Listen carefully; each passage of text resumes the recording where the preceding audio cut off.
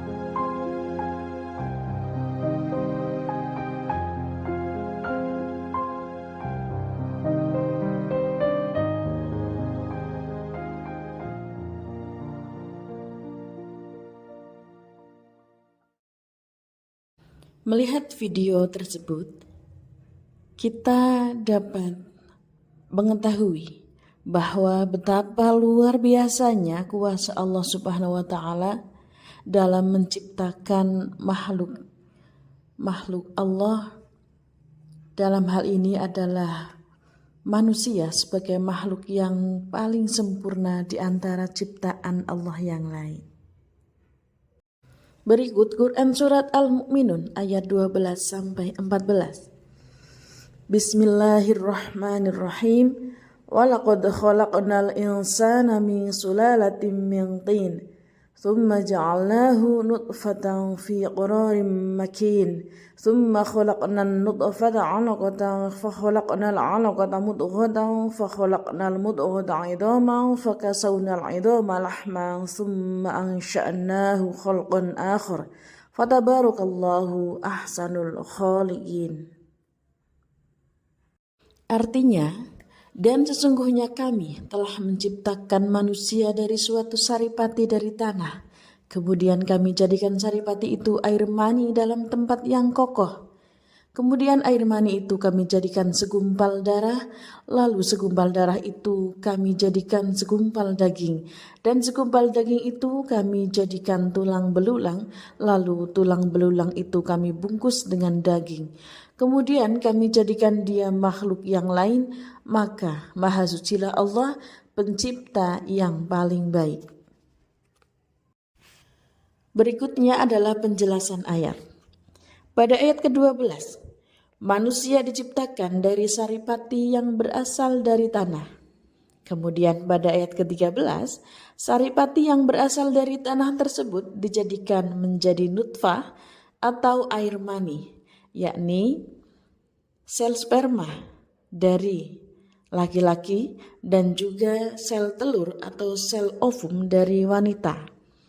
Nah, sedangkan pada ayat ke-14, ketika telah berada di dalam rahim perempuan dalam waktu tertentu, yakni 40 hari, nutfah dirubah menjadi alaqah. Kemudian pada 40 hari juga alaqah dirubah menjadi mudghah.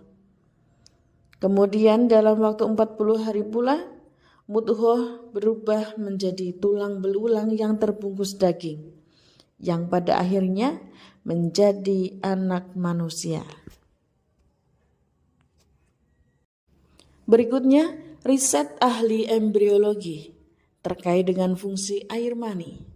Air mani tersusun dari berbagai campuran.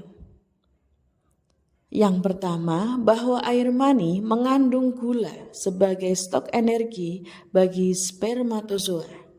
Yang kedua, menetralkan asam di pintu masuk rahim.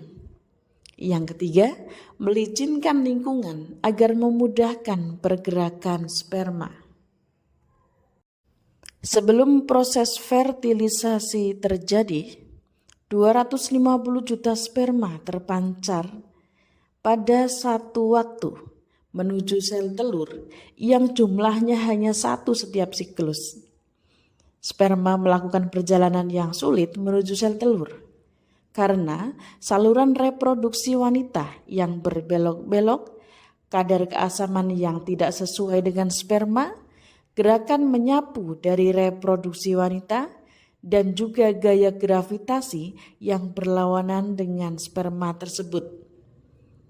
Hanya 1.000 dari 250 juta sperma yang berhasil mencapai sel telur, dan sel telur hanya membolehkan masuk 1 sperma saja. Setelah terjadi fertilisasi pun, belum tentu zigot akan menempel di tempat yang tepat di rahim perempuan. Ketika sperma bergabung bersama ovum, yang pertama, terbentuk sebuah sel tunggal yang akan berkembang biak dengan membelah diri, hingga akhirnya menjadi segumpal daging.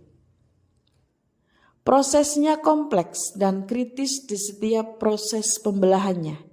Jika ada kesalahan kecil sedikit saja pada tahap tertentu, festus akan mengalami kecacatan. Namun, Zigot tidak melewatkan tahap pertumbuhannya begitu saja. Zigot melekat kuat pada dinding rahim atau plasenta seperti akar kokoh menancap di bumi. Melalui hubungan ini, zigot mampu mendapatkan zat-zat penting dari tubuh sang ibu.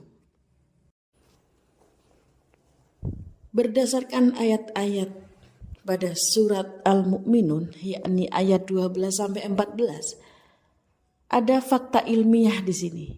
Ketika Al-Quran diturunkan kepada Nabi Muhammad SAW, pemahaman ahli tentang proses kejadian manusia belum sampai pada penggambaran yang sangat detail, seperti yang digambarkan pada ayat-ayat di atas.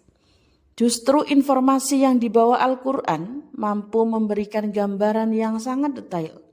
Di era perkembangan ilmu pengetahuan dan teknologi, semua yang digambarkan oleh Al-Quran ternyata terbukti benar.